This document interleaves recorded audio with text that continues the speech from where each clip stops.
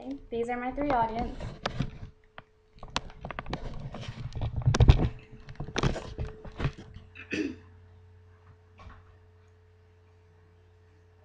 Hello, my name is Stephanie Aranda, and today I will demonstrate a few stretches that will help you prevent injury to your muscles after working out. After getting in a good hard workout, my muscles are burning and are starting to tighten up. Doing certain stretches after working out helps relieve tension in my ligaments and also helps me prevent from strains or strains or pulling any of my muscles. Today I will demonstrate certain stretches to do after a workout that will help target your arms, your back, and your legs. Let's begin by starting at the top with our arms. Our arms are one of the areas, we have our upper arms, inner body, and our lower arms. And in your upper arms, you have your biceps and your triceps. With your biceps are usually on the top, and your triceps are going to be in the back of your arm. According to Livestrong.com, stretching your triceps and your biceps will elongate your muscles, reduce muscular tension, and might improve your arm's range of motion. So there are examples of how not only does stretching prevent injury, but it can also give you different benefits such as your range of motion and giving you more flexibility in your arms. The most common stretch that we can do in our arms is simple bringing your arm across your chest. You want to put your arm right here at your elbow and just kind of pull. You want to pull your arm, you'll feel that stretch right there in your upper arm. This stretch is simple, and you can do it real quickly. You actually want to hold these stretches for about 30 seconds. You count slowly, and just make sure you do not pull yourself, do not strain yourself even more. The whole idea is to prevent injury. Another common stretch that a lot of people do is your overhead tricep extension, and that targets actually your tricep. What you're going to do is you're going to put your arm up and you're going to pull back. You just want to pull back as much as you can, and you're going to feel that stretch right there in your back. Don't overdo the pulling. You want to do it gently and take your time with it. Don't push yourself more than your body can handle. A stretch that targets your bicep is the seated bent knee bicep stretch. Excuse me. And right here, you actually have to be sitting down for that. So here's an example. Picture you want to keep your bottom on the ground, your legs out in front of you bent, and your arms behind you facing. Your fingers going to be facing away from your body. And in your starting position, you're actually going to have your bottom close to your arms. That's how you're going to sit down. And the stretch is you're going to begin to move your bottom towards your legs. You're going to feel that stretch in your biceps, and you want to move slowly. Don't move extremely fast, and hold that stretch for about 30 seconds. Now that we've covered the upper arm, we want to go on to the lower arm, which is your brachioradialis and your pronator teres. One way, that's a simple way to stretch your brachioradialis, is your palm stretch. What you're going to do is you're going to put your arm out in front of you, you fit your palm up, and you're just going to pull on your palm. Gently, because you don't want to stress out your fingers. You don't want to hurt anything right there. And you just pull. And you keep that stretch for about 30 seconds. And you're going to feel that stretch right there in your brachioradialis. We also have certain stretches that can help your pronator. What you're going to do with that is you're going to go up against the door, and you're going to turn sideways, and you're going to pull your arm back like that. You're going to grab onto the door frame. These are all simple ways that you can help stretch your arms after working out. After doing bicep curls, chest press, anything that's going to be working out those arm muscles. Now that we have covered the arm muscles, let's move on to our back muscles, which cover a large portion of our body. You often hear a lot of people complaining how their back is aching, how their back is tight, and how it hurts. Well, these stretches right here can help some of your upper and your bottom back after working out, or even after everyday use. The major muscles in your upper back are your trapezius, deltoid, teres minor, and major.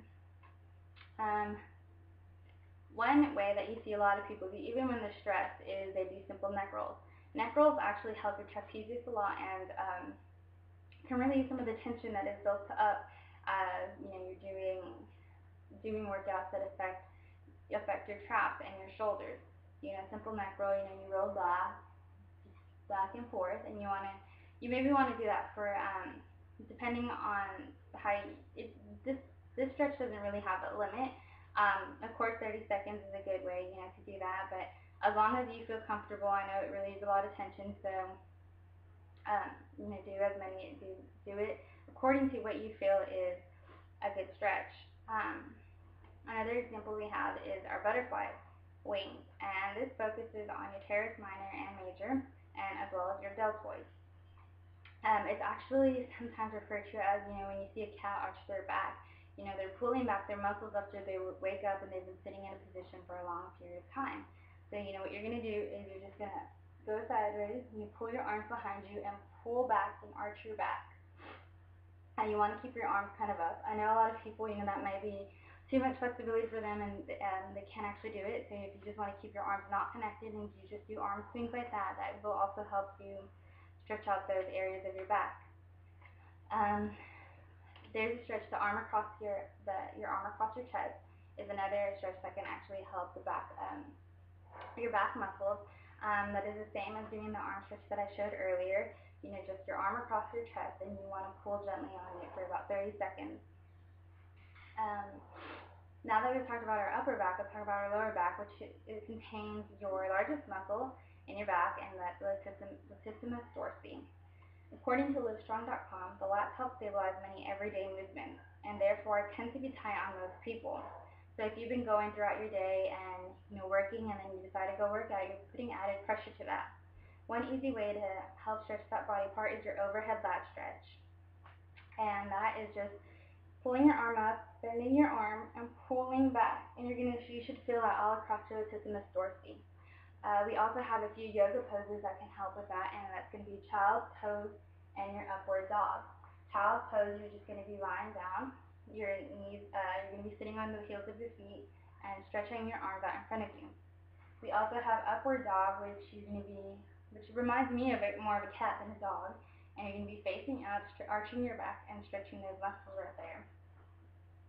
FitFriday.com says back stretches can relieve the most common cause of pain, which is tight, tense muscles. It goes on to say that it can help posture and increase energy levels.